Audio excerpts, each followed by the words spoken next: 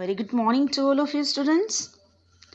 Let us start chapter 9 of history, the making of the national movement 1870s to 1947. Right?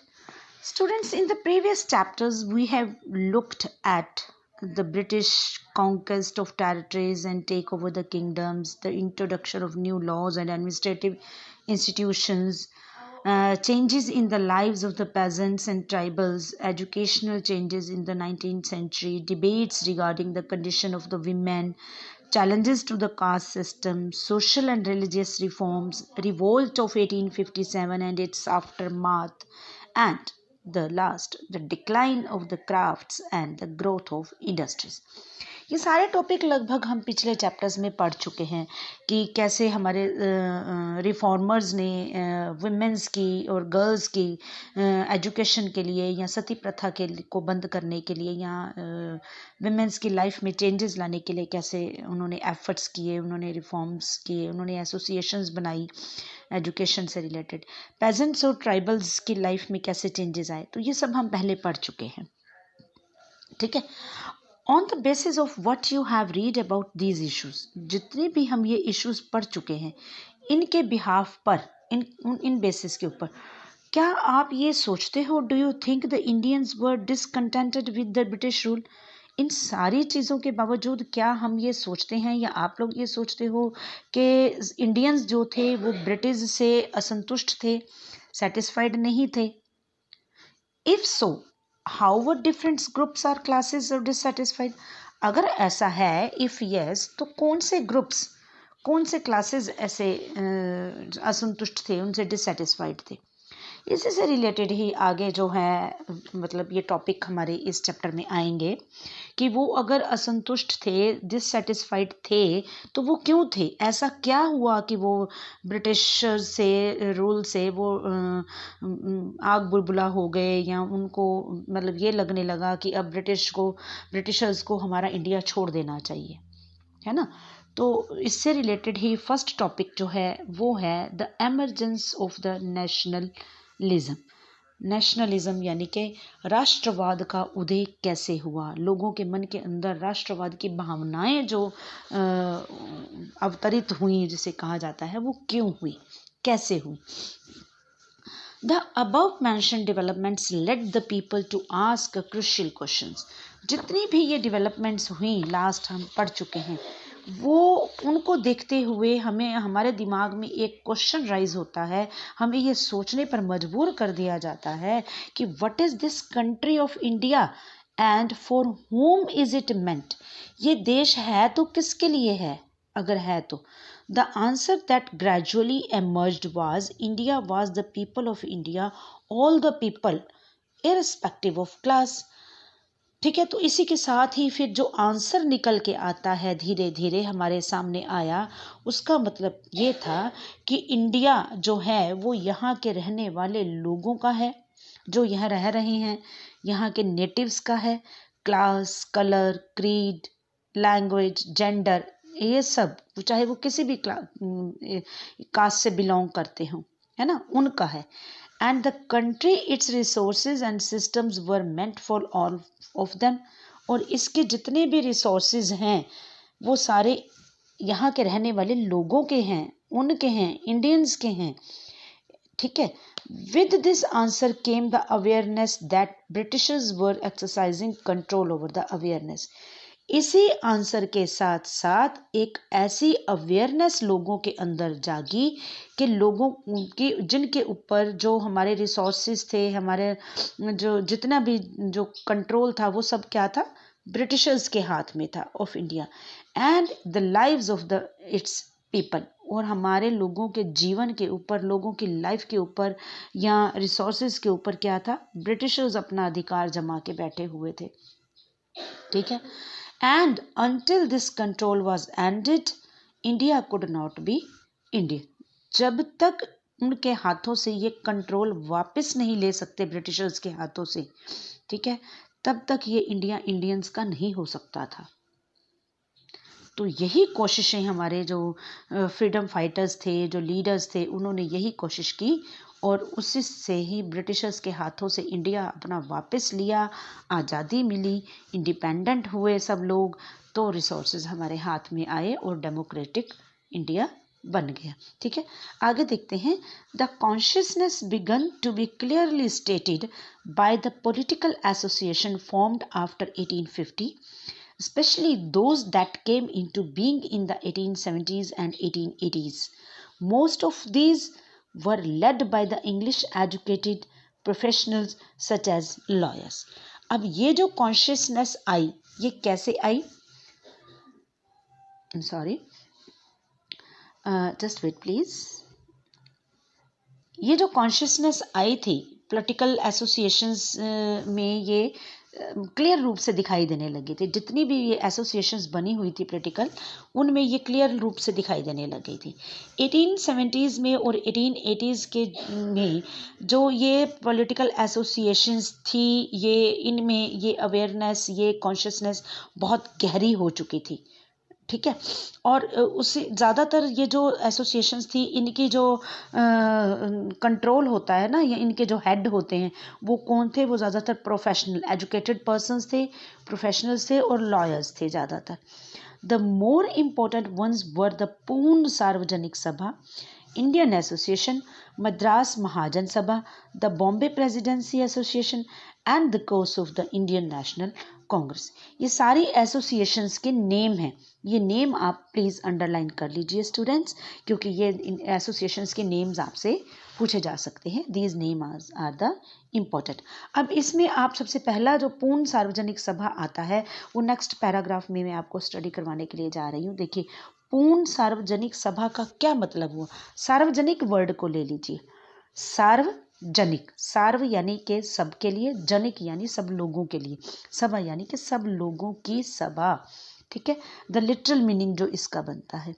दो the many of these association functions in the specific part of the country, their goals were stated as the goals of all people of India. अब ये जितनी भी associations थी, ये काम करती थी कंट्री के, देश के डिफरेंट पार्ट्स में जाके काम करती थी, डिफरेंट पार्ट्स में ये अपने रोल प्ले करती थी। ठीक है, लेकिन उनका गोल क्या था? Their goals were stated as the goals of all people of India. वो उनका जो गोल था, वही गोल जो सब लोगों का था इंडिया में। ठीक है, not those of any region, community और क्लास, या किसी पर्टिकुलर रीजन के लिए या पर्टिकुलर कम्युनिटी के लिए या किसी पर्टिकुलर पर्सन के लिए नहीं था, सब के लिए था। They worked with the idea that the people should be sovereign. उनका काम करने का जो तरीका था या उनका जो आइडिया था, वो ये मेन था कि all people should be sovereign, sovereign हो जाएं वो। सॉवरेन को हिंदी में अगर हम ये वर्ड करें तो शायद आपको समझ में नहीं आएगा, उसको संप्रभु बोला जाता है। संप्रभु का मतलब ये, आप लोगों को साथ में ये देखिए, ये कीवर्ड आपको शो हो रहा होगा, the capacity to act independently without outside interference. यानी कि लोगों के अंदर ऐसी कैपेसिटी हो कि वो अपना काम इंडिपेंडेंटली कर सकें बिना किसी इंटरफेरेंस के। ठीक है, तो ये सबसे लास्ट वाली लाइन अगर आप इसमें देखेंगे तो यही है कि लोगों के अंदर इतनी पावर हो, इतनी शक्ति हो, वो अपने आप को इतने एम्पावर्ड कर लें कि वो अपने से रिलेटेड कोई भी डिसीजन लेते हुए झिझके नहीं, इंडिपेंडेंटली अपने रिगार्डिंग अपने जो अफेयर्स हैं, जितने भी उनके इश्यूज हैं, उनके ऊपर बिलीव करके अपना डिसीजन खुद से ले सके। ऐसी उनके पास पावर होनी चाहिए, इतने इंडिपेंडेंट वो होने चाहिए, शक्ति होनी चाहिए।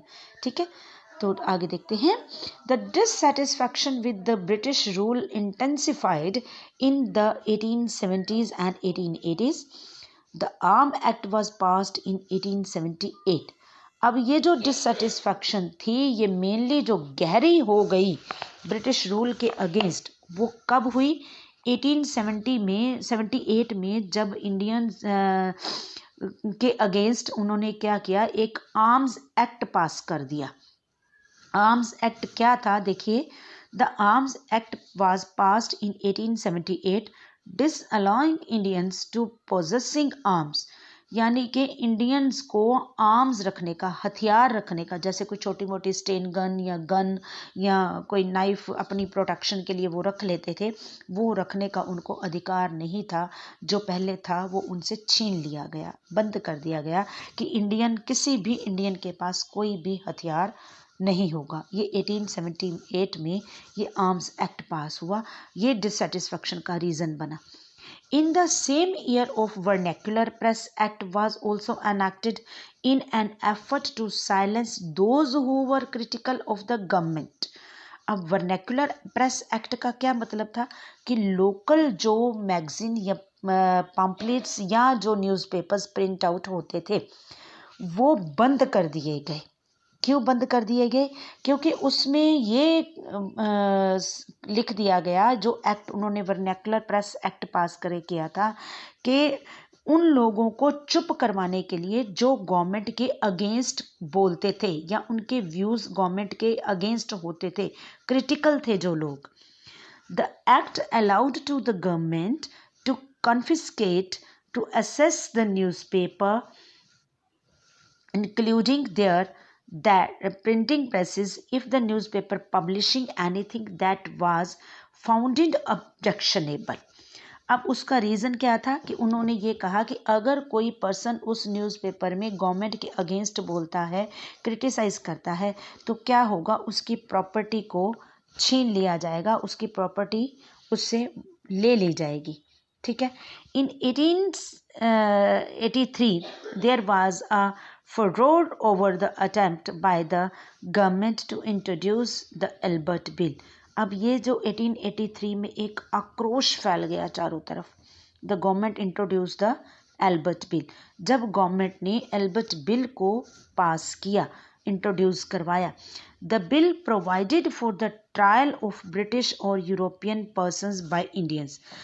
अब इस बिल को लेके जो हंगामा हुआ था उसका रीज़न क्या था? देखिए, पूरा इस पैराग्राफ को पढ़ने के बाद मैं आपको समझाती हूँ। The bill provided for the trial for British और European persons by Indians and sought equality between British and Indian जजेस in the country, but when white opposition forced the government to withdraw the bill. अब यहाँ तक हम करते हैं कि इस बिल में क्या था कि जो इंडियन जजेस थे वो भी ब्रिटिश या यूरोपियन पर्सन्स के ऊपर केस कर सकते हैं, सुनवाई कर सकते हैं, मुकदमे चला सकते हैं। ठीक है। लेकिन भारत में जब ये काम करने वाले जितने भी वर्कर्स थे या जो भी अंग्रेज़ लोग थे, जो ब्रिटिशर्स थे, वो पहले क्या होता था कि पहले इंडियंस के ऊपर भी ब्रिटिश जज जो थे वो केस चलाते थे या सुनवाई करते, या कोई भी क्राइम हो गया, कुछ हो गया, तो उनके हाथ में थी पावर। तो लेकिन अब ये एल्बर्ट बिल पास होने के साथ साथ क्या हुआ था कि गवर्नमेंट ने ये अलाउड कर दिया था कि इंडियन जजेस भी ब्रिटिशर्स लोगों के ऊपर केस की सुनवाई कर सकते हैं, केस की जजमेंट दे सकते हैं, जो जज लोग थे। लेकिन ताकि इनके बीच में, वो इसलिए क्या था कि इनके बीच में इक्वालिटी रहे ब्रिटिशर्स और इंडियन जजेस के बीच में। लेकिन जो ब्रिटिशर्स ने इसका विरोध किया, इसके अगेंस्ट गए। जब उन्होंने इस चीज़ का विरोध किया, ऑपोजिशन जब अपोज हुए, तो गवर्नमेंट ने किया कि उस ऑपोजिशन को देखते हुए गवर्नमेंट ने उस बिल को वापस ले लिया, विड्रॉ कर लिया गया। तब फिर उसके बाद क्या हुआ? Indians were angered and the event highlighted the racial attitudes of the Britishers in India. अब जब बिल वापस ले लिया गया तो इंडियंस गुस्सा हो गए, वो नाराज हुए, उन्होंने विरोध किया। इस इवेंट से, इस घटना से जो इनका ब्रिटिशर्स का जो रैशियल एटीट्यूड है, एक्चुअल जो उनका ख़राब जो एटीट्यूड है, रवैया जो उनका था, उसका पता चलता है। ठीक है। तो आगे देखिए फिर उससे रिलेटेड क्या हुआ था। The need for an all India organisation of educated Indian had been felt since 1880, but the Ilbert bill controversy depended this desire. अब क्या था यहाँ पे, जो ये है कि इसके लिए ज़रूरत किसकी थी कि जो एजुकेटेड जो लोग थे, मैं इसको पहले पूरा पढ़ूंगी। The Ilbert bill controversy depended on the desire The Indian National Congress was established when the 72 delegates from all over the country met at Bombay in December 1885. अब क्या था, जो इंडियन नेशनल कांग्रेस के जो डेलीगेट्स थे, यानी जितने भी बुद्धिजीवी लोग कहे जा सकते हैं, वो लोग बॉम्बे में इकट्ठा हुए। ठीक है, 1880s में उनको ये चीज़ महसूस होने लग गई थी कि हमें इस चीज़ को दोबारा से वापस लाना चाहिए, एल्बर्ट बिल जो पास हुआ था। तो उसके लिए 72 डेलीगेट्स जो थे वो बॉम्बे में इकट्ठा हुए, मिले, उन्होंने आपस में मीटिंग की। From all over the countries met at Bombay in 1885 में। द अर्ली लीडरशिप जो थी, लेकिन जो इसकी लीडरशिप जो थी, जो इसके हेड थे, वो कौन थे? दादा भाई नौरोजी, फिरोज शाह मेहता, बदरुद्दीन तैयब जी, WC बनर्जी, सुरेंद्रनाथ बैनर्जी। अब ये देखिए, WC बनर्जी और सुरेंद्रनाथ बैनर्जी हैं तो दोनों ही बनर्जी, लेकिन दोनों के स्पेलिंग्स में फ़र्क है। वो हैं WC बनर्जी और सुरेंद्रनाथ बैनर्जी। रमेश चंद्र, अब हम अगर लिखेंगे ना रमेश, RAMESH, लेकिन वो क्या थे, ये बंगाल से बिलोंग करते हैं, तो वो एक ओ करके प्रोनाउंस करते हैं। Ramesh Chandra Dutt, S Subramania, lawyer, among others, was largely from Bombay and Calcutta. Nehruji, a businessman and publicist, settled in London for a time, member of the British Parliament, guided the younger nationalist. अब ये जितने भी delegate से ये इकट्ठे हुए, इनमें से क्या था, जो नौरोजी थे वो एक बिजनेस पर्सन्स भी थे और क्या थे, पब्लिस्ट भी थे। लंदन में सेटल्ड थे, वो लंदन में रहते थे और कुछ समय के लिए वो ब्रिटिश पार्लियामेंट के मेंबर भी रहे। और उन्होंने वहाँ के जो यंगस्टर्स थे, जो यंगर नेशनलिस्ट थे, यहाँ आके जब इंडिया में आए, उन्होंने उनको काफ़ी ज़्यादा उनको गाइड किया, उनको मार्गदर्शन किया, उनका यंग जो नेशनलिस्ट थे। और retired British officials A.O. Hume was also played a part in bringing Indians from the various regions together. अब जो A.O. Hume थे तो वो भी ब्रिटिश ऑफिसर ही, लेकिन वो रिटायर्ड थे। उन्होंने यहाँ पे इंडियंस को आपस में क्लोज लाने के लिए उन्होंने इस मूवमेंट में बहुत ही अपना एक अच्छा जो रोल था वो प्ले किया था उन्होंने। ठीक है, तो आगे देखिए, a nation in the making. अब नेशन इन द मेकिंग में क्या आएगा कि उभरता हुआ राष्ट्र कैसे, मतलब एक नया जो राष्ट्र बनने जा रहा था वो कैसे हुआ। ठीक है, it is often been said that the Congress in the first 20 years was moderate in its objectives and methods. अब स्टार्टिंग में ये कहा जा सकता है कि नेक्स्ट जो 20 ईयर्स आए थे उसमें कांग्रेस जो थी वो अपने जो इसके प्रिंसिपल्स थे, अपने जो इसके ऑब्जेक्टिव्स थे ना, उसके हिसाब से ये एक मॉडरेट पार्टी मानी जाती थी। मॉडरेट यानी कि मध्य मार्गी की दोनों तरफ से बात करना, उधर से भी बात करना, उधर से जो मीडियम पर्सन होता है, मीडिएटर होता है वो। ठीक है, during this period it demanded the greater voice for Indians in the government and in administration. अब इस पीरियड में उनकी जो ग्रेटर डिमांड थी, जो एक बड़ी जो डिमांड थी, उसके लिए उन्होंने क्या आवाज़ उठाई थी कि इंडियन लोगों को भी गवर्नमेंट में और एडमिनिस्ट्रेशन में पार्टिसिपेट करने के लिए या वैकेंट किया जाए, उनको सीट्स दी जाए। It wanted the legislative councils to be made more representative. अब वो क्या चाहती थी कि जो लेजिस्लेटिव असेंबली है उसमें भारतीयों को, इंडियंस को जगह दी जाए और हमारे रिप्रेजेंटेटिव्स भी लेजिस्लेटिव काउंसिल्स में होने चाहिए। Given more power and introduced in provinces where none existed. It demanded that Indians be placed in high positions in the government. उन्होंने ये भी डिमांड की कि गवर्नमेंट में इंडियंस को भी हाई पोजीशंस दी जाएं, उनका भी डेजिग्नेशन बड़ा किया जाए। For this purpose it called for civil services examinations to be held in India as well, not just in London. अब उन्होंने ये कहा कि जो सिविल सर्विसेज एग्जामिनेशंस होते थे वो लंदन में होते थे, ये ब्रिटिशर्स की पॉलिसी थी। ठीक है, उनकी मोनोपोली थी ये, तो कि वो लंदन में ना होके यहाँ पे दिया जाए, क्योंकि लंदन में अगर एग्ज़ाम्स होंगे, हमें इंडियंस को क्या पता कि हमारे जो स्टूडेंट्स हैं वो इंटेलिजेंट हैं, लेकिन उनको ऐसा करने के लिए मतलब जब उन्होंने एग्ज़ाम दिया है, क्या पता वहाँ पे उन्होंने क्लियर कर लिया हो, लेकिन उनके साथ पार्शलिटी की गई हो। तो इसलिए उन्होंने ये डिमांड रखी कि वे सिविल सर्विसेज एग्ज़ाम जो हैं वो लंदन में ना होकर इंडिया में रखे जाएं। The demand for Indianization of the administration was part of the movement against Russian. अब यहाँ पे था जो मेन जो कहते हैं ना भारतीयवादी था, जो अंदर लोगों के अंदर जो जागरूक होनी शुरू हो गई थी, नेशनलिज्म जागरूक शुरू हो गई थी, भारतीयकरण जिसको कहेंगे हम, वो क्या था, administration was the part of movement against, वो इस शासन व्यवस्था के जो एडमिनिस्ट्रेशन की जो इनकी पॉलिसी थी उसके अगेंस्ट चल रहा था ये सब कुछ। कैसे? Since most important jobs at the time were monopolized by white। अब यहाँ पे वही मोनोपोली आ गई ना उनकी, कि वो मोनोपोलाइज्ड वाइज ही उनको वाइट लोगों को दी जाती थी officials, and the British generally assumed that Indians could not be given positions of responsibility. अब ब्रिटिशर्स का कहना क्या था कि इंडियंस को रिस्पॉन्सिबिलिटी वाली हाई पोजीशंस वाली जॉब नहीं दी जा सकती, उनको सीट्स नहीं दी जा सकती, क्योंकि ब्रिटिशर्स जो लोग थे ना बेटा, वो ये समझते थे कि इंडियंस अपनी रिस्पॉन्सिबिलिटी प्रॉपर तरीके से नहीं निभा सकते, वो जिम्मेवार लोग नहीं हैं, ऐसा सोचते थे वो लोग, इसलिए उनको हाई पोजीशंस नहीं दी जा सकती एडमिनिस्ट्रेशन में या लेजिस्लेटिव काउंसिल में।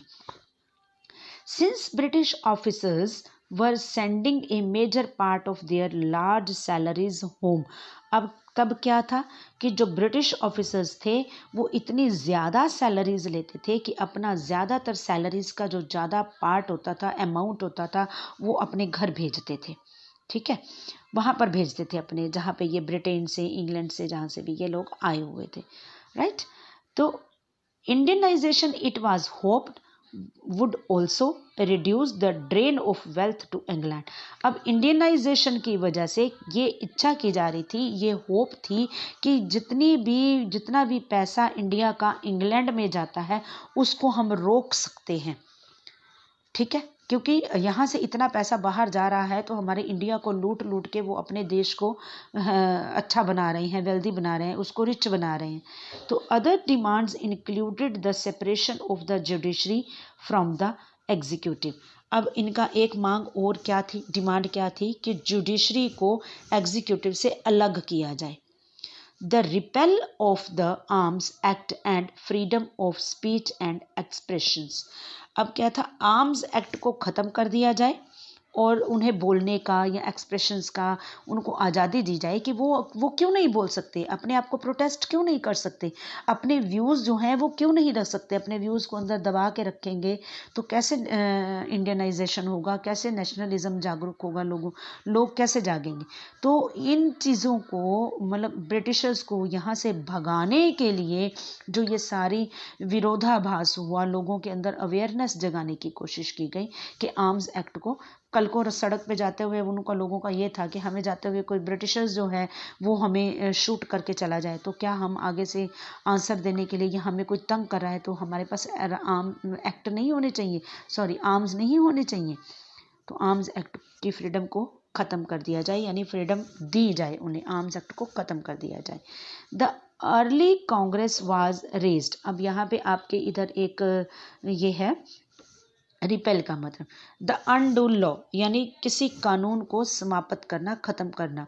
To officially end the validity of something such as the law, किसी जो कानून की जो वैधता होती है यानी कि वैलिडिटी होती है उसको समाप्त कर देना, कि इतने टाइम से इतने टाइम तक ये सब जो है लॉ को ख़त्म करना। ठीक है, आगे देखिए। The early Congress also raised number of economic issues. It declared that the British rule had led to poverty and famines. Increase in the land revenue had impoverished peasants and zamindars and exports of grain to Europe had created food shortage. यहाँ पर देखिए क्या था कि जो starting में कांग्रेस ने जो इकोनॉमिक जो इश्यूज उठाए थे, उन्होंने रेज़ किए थे, कांग्रेस ने जो इकोनॉमिक इश्यूज को रेज़ किया था, वो क्या था कि it declared that British rule had led to poverty and famines, कि ब्रिटिश शासन की वजह से, रूल की वजह से हमारे देश में गरीबी आ रही है, पॉवर्टी आ रही है और अकाल पड़ रहे हैं, फेमिनिन्स आ रही हैं, अकाल पड़ रहे हैं।